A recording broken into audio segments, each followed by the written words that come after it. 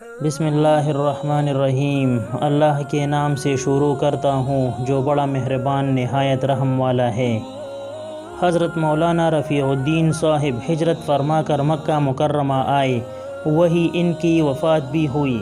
انہیں یہ حدیث معلوم تھی کہ نبی کریم صلی اللہ علیہ وسلم نے شیبی خاندان کو بیت اللہ کی کنجیاں سپرد کی ہے۔ مکہ میں چاہے سارے خاندان خدا نخواستہ اجڑ جائے مگر شیبی کا خاندان قیامت تک کے لیے باقی رہے گا۔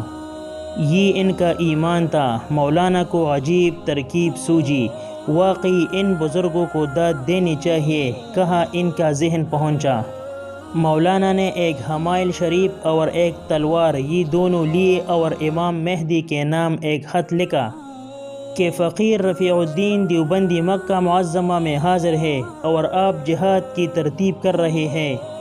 مجاہدین آپ کے ساتھ ہیں جن کو وہ اجر ملے گا جو غزوہ بدر کے مجاہدین کو ملا، تو رفیع الدین کی طرف سے یہ حمائل تو آپ کی ذات کے لیے ہدیہ ہے، اور یہ تلوار کسی مجاہد کو دے دیجئے کہ وہ میری طرف سے جنگ میں شریک ہو جائے اور مجھے اجر مل جائے جو غزوہ بدر کے مجاہدین کو ملا۔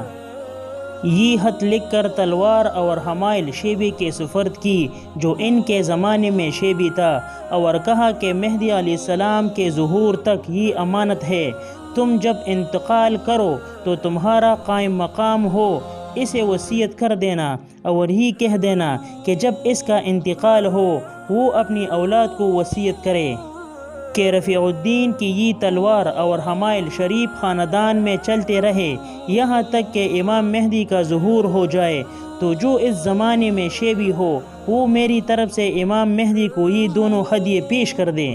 ناظرین، ویڈیو پسند آنے کی صورت میں چینل کو ضرور سبسکرائب کریں اور ثواب کی نیت سے آگے شیئر کریں۔ اللہ ہم سب کا حامی اور ناصر ہو، آمین۔